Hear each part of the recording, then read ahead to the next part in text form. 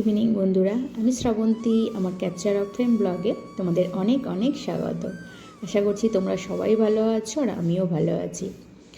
আজ হচ্ছে 5ই নভেম্বর, গুরু নানক জয়ন্তী।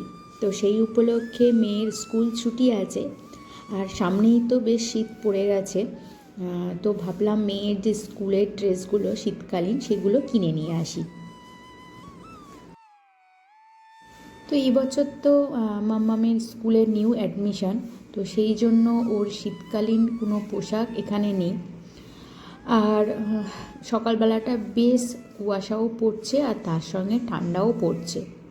তো সকালবেলা যখন যাচ্ছে মনে হচ্ছে ওকে একটা ফুল ইউনিফর্ম কিছু একটা দিলে হয়। তো অন্যান্য যে শীতকালীন ড্রেসগুলো আছে ওকে বলছি তুই পরে যা, স্কুলে গিয়ে খুলে ফেলবি, কিন্তু হবে না। ও খুব স্কুলের নিয়ম ফলো করে, স্কুলের যে ড্রেস দিয়েছে সেইগুলোই আনতে যাবে, আর সেইগুলো না নিয়ে এলে ও পরে স্কুলে যাবে না। তো ভালো কথা, তো সেই জন্য আজকে যেহেতু ছুটি আছে, হাতে সময়টা আছে, তো আজকেই বেরিয়ে পড়েছি। চলে এসেছি মেদিনীপুরের বড় বাজারে। তো ওর স্কুলের যাবতীয় যা জিনিস স্কুলের বড় বাজারের মহাবীর নামক একটা দোকান থেকে আমরা সমস্ত কিছু নিই। এই হচ্ছে সেই দোকানটা। তো ওর জন্য একটা ব্লেজার নিয়েছি, একটা ফুল স্লিভ শার্ট, স্কুল ইউনিফর্মের যে ফুল স্লিভ শার্ট নিয়েছি, তো আর একটা নিয়েছি সোয়েটার, আর তার সঙ্গে নিয়েছি স্কার্ফ।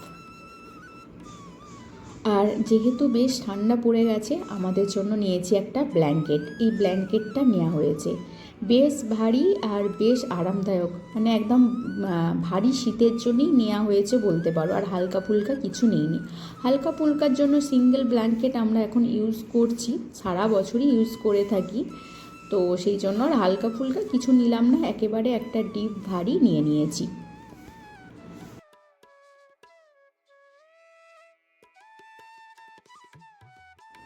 তো দোকানে এখন শীতের সমস্ত রকমের জিনিস একেবারে ভরপুর। তো আমাকে একটা স্কার্ফ, এই ধরনের জিনিস, চাদর নেওয়ার জন্য খুব চাপাচাপি করছিল, কিন্তু আমরা নিইনি, একেবারে চলে এসেছি বাড়ি। আর এই ব্লেজারটা পরার আমার মেয়ের ভীষণ ইচ্ছা হয়েছে। তো ওকে বলছি ট্যাগটা এখন খুলিস না, আগে দেখ ঠিকঠাক হয়েছে কি না। যদিও বা আমরা পরিয়ে দেখে নিয়েছি ঠিকঠাকই হয়েছে, তো তাও ওকে বারণ করলাম ট্যাগটা এখন খুলিস না। তো মেয়ে আমার একবার ব্লেজারটা পরে দেখছে কীরকম লাগছে, পরে তারপরে ওর শান্তি। আর নেক্সট দিনে আছে ওর এক্সাম। তো অ্যানুয়াল পরীক্ষার আগে যে 20 নাম্বারের এক্সাম হয় সেই এক্সাম। তো রাতে আর সেরকম কোনো কিছু ভিডিও করিনি, এটা নেক্সট ডে। এটা হচ্ছে 6ই নভেম্বর, আর এখন ঘড়িতে বাজে প্রায় 6:30 মতো।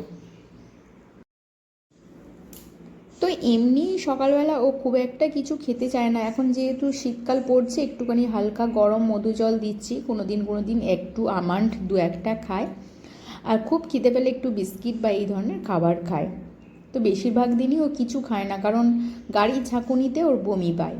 তো যাই হোক, সেই জন্য কিছু দিই না, কিন্তু যেহেতু পরীক্ষা দেবে ও গিয়েই আগে, তো ওকে বললাম যে খালি পেটে যাস না। আর ওর সবথেকে প্রিয় খাবার হচ্ছে এই তাড়াতাড়ির সময় ঘি ডাল আলু, মানে ঘি আলু ভাতে ভাত যেটা বলে। তো এখানে আমি একটু করে বেশি মসুর ডাল, অল্প চাল দিয়ে, আর তার সঙ্গে একটা হাফ আলু দিয়ে প্রেশার কুকারে 4-5টা সিটি দিয়ে নেব, প্রায় গলে গলে যাবে, আর ওটা একটু ঘি দিয়েই ওকে খাইয়ে দেবো। সকালবেলা বুঝতে পারছি ও খুব একটা হয়তো খেতে পারবে না, তবু যেহেতু আমি একটা মা আর এক্সাম দিতে যাবে, সেহেতু আমি ওকে কিভাবে খালি পেটে পাঠাই। তো সেই জন্য বললাম একগাল হলেও তুই একটু ভাতটা খেয়ে যা।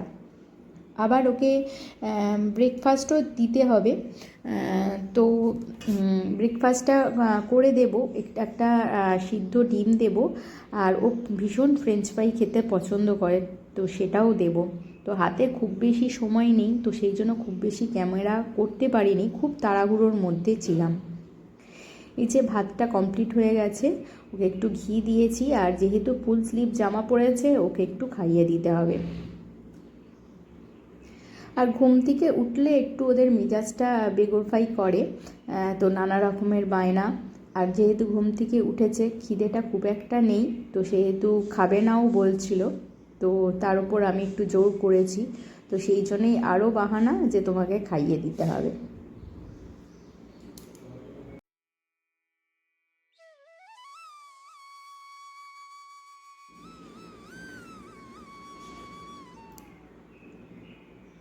এরপরে হচ্ছে ওকে আমি খাইয়ে দিয়ে ওর ব্রেকফাস্টটা বানিয়ে দিয়েছিলাম। একটা সিদ্ধ ডিম তো বসিয়ে আগেই দিয়েছি, আর তার সঙ্গে ফ্রেঞ্চ ফ্রাইটা করে দিয়েছি। আর একদম যেহেতু টাইম ছিল না, দু রকমের আমাকে টিফিন বানাতে হয়েছে, তো হাতে একেবারে সময় কম ছিল, আর ওর গাড়িও তাড়াতাড়ি চলে এসেছে। যেহেতু এক্সাম আছে, তো একেবারে ঠিক টাইমে গাড়ি চলে এসেছে, আমাদেরই বরঞ্চ একটু লেট হয়েছে। আর সঙ্গে মানে শীত যেহেতু পড়েছে, আমারও একটু হালকা সর্দি সর্দি করে গেছে। তো এই শীতের শুরুতে একটু সাবধান হওয়া খুব দরকার। তো আমার তো আবার একটুতেই ঠান্ডা লেগে যায়, মেয়ে আর মেয়ের বাবার তুলনায় আমাকে একটু বেশি ঠান্ডা লাগে। তো ওরা এখনও পাখা চালিয়ে শুচ্ছে, আমার তো মনে হচ্ছে যেন পাখা না চালিয়ে শুলেই ভালো হয়, কিন্তু ওদের জন্য পাখা চালাতে হচ্ছে, আর তার জন্যই আমার ঠান্ডা লেগে যাচ্ছে আর কি।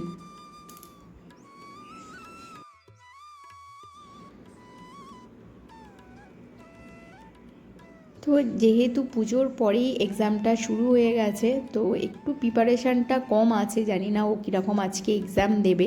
তাও একটুখানি রিভাইজ সকালবেলা খাওয়াতে খাওয়াতে করিয়ে নিলাম, আর এবার ওকে রেডি করিয়ে স্কুল গাড়িতে ছেড়ে দেবো, তারপরে অন্যান্য কাজকর্মগুলো করব।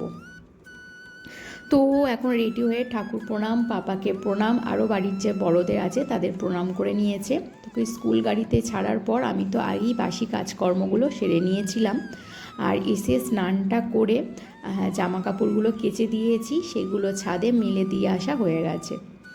আর এই ঠাকুরের প্রদীপটা হচ্ছে তেল শোপ করে, তো সেই জন্য এর তলাটায় আমি একটা টিস্যু দিয়ে দিলাম, যাতে তেলটা টিস্যুটা টেনে নেয়, অ্যাবজর্ব করে নেবে। তো এরকম আমি 15 দিন অন্তর অন্তর করে দিলেই হয়, না হলে ওই টিস্যুটাও আবার তেল চুপচুপে হয়ে যায়। তো যাই হোক, এখন সুন্দর করে পিকচারগুলোর ওপরে ফুল সাজিয়ে পুজোটা দিয়ে অন্যান্য কাজকর্মগুলো করব। তো সকালবেলা স্নান করে পুজোটা সেরে নিলে মনটা খুব ভালো থাকে। আর এই শীতকাল পড়ছে, খুব প্রচণ্ড শীত যখন পড়ে তখন অত সকালবেলা স্নান করতে পারি না, কারণ তখন ঠান্ডা লেগে যায়। তখন আবার বেলাতে হচ্ছে স্নান করে তারপরে পুজোটা সারতে হয়, তখন অনেকটা লেট হয়ে যায়, কারণ রান্না বান্না সারবো, তার সঙ্গে রান্নার যে কাজকর্ম আছে পরিষ্কার পরিচ্ছন্ন করে স্নান করতে করতে অনেকটা লেট হয়ে যায়। আর সেই সব রান্না কমপ্লিট করতে করতেই আবার মেয়ে এসে পড়ে, তো ওকে আবার স্নান করিয়ে দেওয়া। এখন ও নিজে নিজে স্নান করতে পারে, কিন্তু মাথাটা ভালো করে মুছতে পারে না, যার জন্য আরও লেট হয়ে যায়। তো এখানে আমি একটুখানি তুলসী পাতা দিয়ে রচা করেছি, যেহেতু সর্দি হয়েছে, আর তার সঙ্গে একটা বেকারি বিস্কিট নিয়ে নিয়েছি। তো এই বিস্কিটটা নিয়েছি নতুন, একটু মিষ্টি, কিন্তু বাড়ির কেউ খাচ্ছে না, শুধু আমি একাই খাচ্ছি, আর যার জন্য বিস্কিটটা তাড়াতাড়ি শেষও হচ্ছে না। তো চলো, চাটা খাওয়া কমপ্লিট করে এখন বসেছি সবজি কাটতে। তো বেশ কয়েকদিন দেখতে পাচ্ছি যে দাঁড়িয়ে দাঁড়িয়ে সবজি কাটার ফলে কোমরটা খুব ব্যথা করছে। দাঁড়িয়ে সবজি কাটা, তারপরে রান্না করা, বাসন মাজা, সবই দাঁড়িয়ে দাঁড়িয়ে করতে হওয়ার ফলে ভীষণ কোমর ব্যথা করছে। তো সেই জন্য ভাবলাম যে না, আজ থেকে বসে বসে সমস্ত রকমের সবজি কাটাকুটি করে নিয়ে তারপরে রান্নাবান্নাটা সারবো। আর এই শীতকালে আবার এইসব ব্যথা বুতি বেশি হয় আর কি। তো ইদানিং করে আমার মায়ের তো আবার বাতের ব্যথা, মানে আগে ছিল না, এখন আবার নতুন করে বাতের ব্যথা হচ্ছে। তো সেই জন্য অনেক কিছু খাওয়া বারণ মায়ের। তো মা অনেকটাই ভুগছে। যাই হোক, মায়ের ওখানে তো ভাই আছে, ভাইয়ের বউ আছে, অনেকটা হেল্প করে, কিন্তু আমি তো এখানে একা, সমস্ত কাজ আমাকে একাকেই করতে হবে।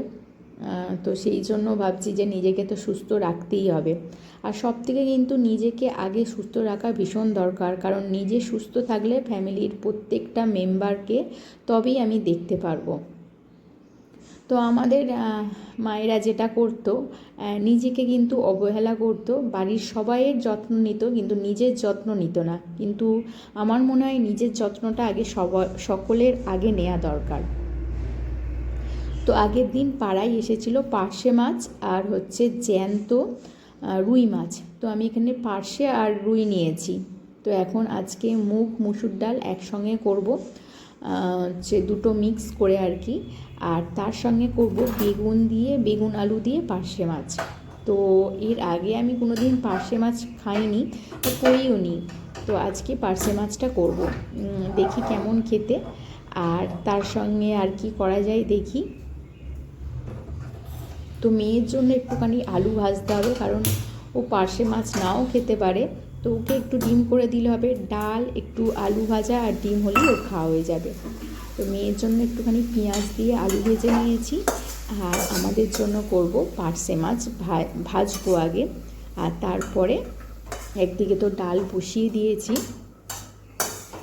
ডালটা একটুখানি হচ্ছে আমি সর্ষের তেল, তার সঙ্গে হচ্ছে ওটাকে কি বলে, রাঁধুনি, শুকনো লঙ্কা, তেজপাতা ফোড়ন দিয়ে করব। আর এই যেখানে আমি রাঁধুনি ফোড়ন দিয়ে দিয়েছি।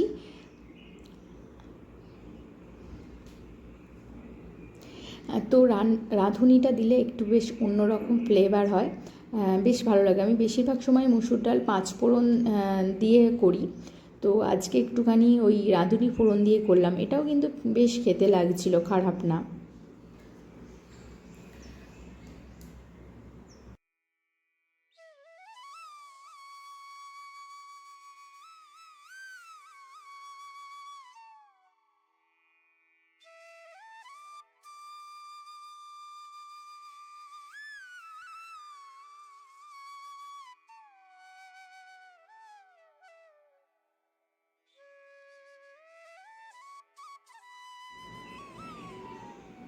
তো পার্শে মাছের জন্য আলু ভেজে নিচ্ছি। এখানে আমি 4 পিস আলু নিয়েছি। আমার বরের জন্য 2 পিস আর আমার জন্য 2 পিস, কারণ আমার মেয়ে এই তরকারি খাবে না। আর এই যে পার্শে মাছগুলো ভেজে নিয়েছি।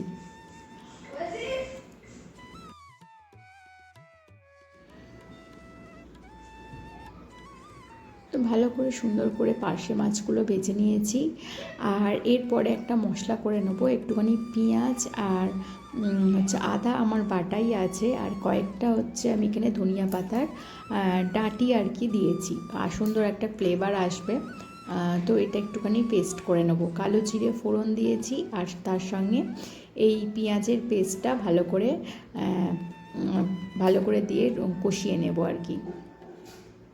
আর অল্প একটুখানি আদা বাটা দেব, দিয়ে ভালো করে কষিয়ে নিয়ে এর মধ্যে দিয়ে দেব বেগুনগুলো।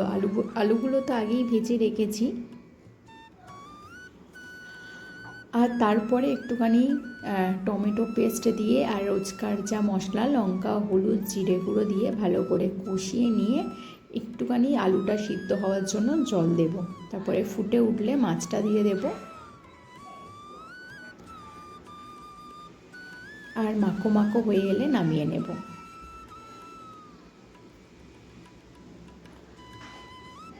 তো এই হচ্ছে আজকের মোটামুটি রান্না, আর সেরকম কিছু করব না।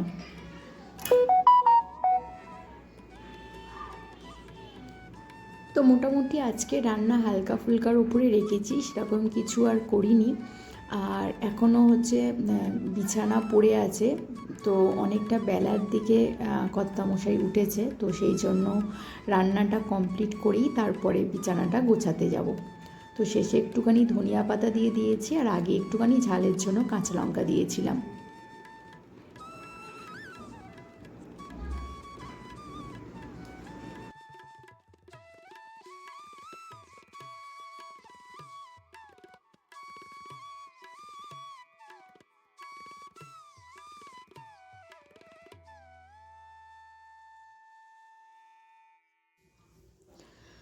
তো এরপরে চলে এসেছি বেড কভারটা চেঞ্জ করতে। তো এটা হচ্ছে অনেক পুরানো বেড কভার, কিনেছিলাম, খুব বেশিবার ইউজ করিনি, তো মিশো থেকেই নিয়েছিলাম। তো এটা পিওর কটনের না, তো যার জন্য গরমকালে খুব একটা এর ওপরে শুতে ভালো লাগতো না। গরমকালে একটু পিওর কটনের ওপর বেড কভারগুলো বেশি ভালো লাগে। আর যেহেতু এখন শীতকাল পড়ে গেছে তো অতটা গরম হবে না, আর এই সময় এই ধরনের বেড কভারগুলো কিন্তু খুব একটা ঠান্ডা লাগে না, বেশ গরম হয় তাড়াতাড়ি। তো সেই জন্য এই ধরনের বেড কভারটা বেছে নিলাম। এগুলো হচ্ছে মিক্সিং বেড কভার, মানে কটন পুরো না। তো আজকে বালিশের কভারগুলো চেঞ্জ করব না। বেড কভার আমি সপ্তাহে 2 দিন চেঞ্জ করি, আর হচ্ছে বালিশের কভার সপ্তাহে 1 দিন চেঞ্জ করি। তো এবারে বালিশগুলো যে যার জায়গা মতো সাজিয়ে গুছিয়ে রাখবো।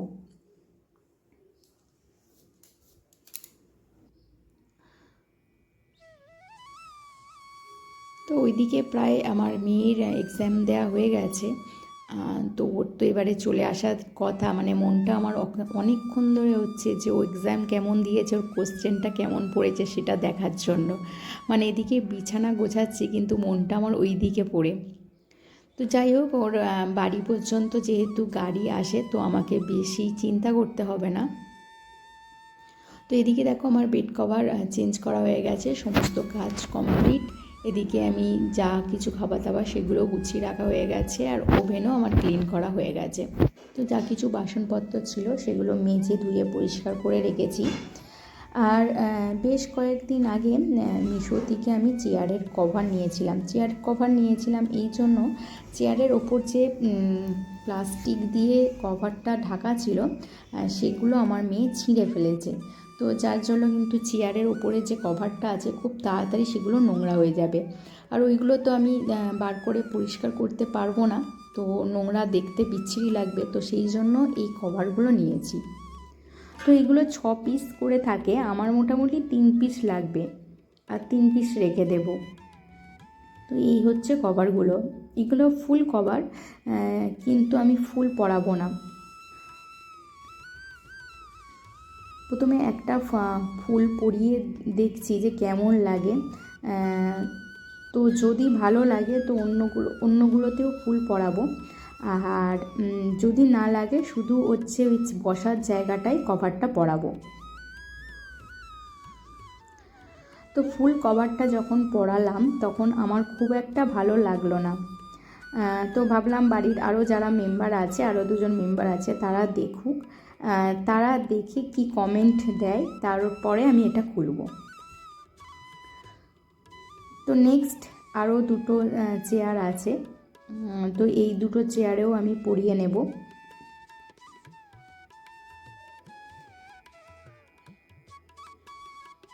তো ফুল কভার হলে ভালো, ধুলো ময়লা খুব একটা পড়বে না, কিন্তু হচ্ছে এই যে স্টিলের যে একটা সৌন্দর্য দেখতে, এটা ঢাকা পড়ে যাওয়ার পরে কিন্তু খুব একটা দেখতে ভালো লাগছে না।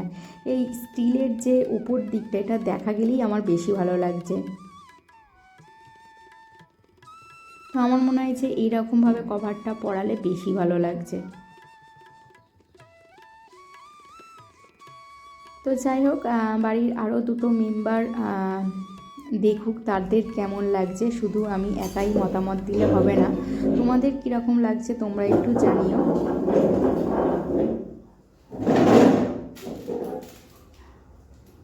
তো মোটামুটি 3টে চেয়ারের কভার পরানো হয়ে গেছে, বা 3টেকে আমি পাশাপাশি রেখে একটু দূর থেকে দেখছি যে কেমন লাগছে।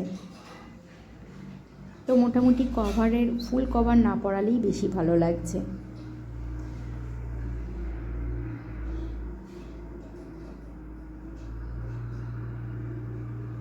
তো আমার তো তাই মনে হচ্ছে। তো যাই হোক, চেয়ারের কভার তো পরানো হয়ে গেছে, আর এদিকে কিন্তু আমার মেয়েও এসে গেছে। কি চলো দেখি ওর পরীক্ষা কেমন হলো। কটা ছেড়ে এসেছিস দেখছি। শুধু তো এইটুকানি, আর আমারও লেখা।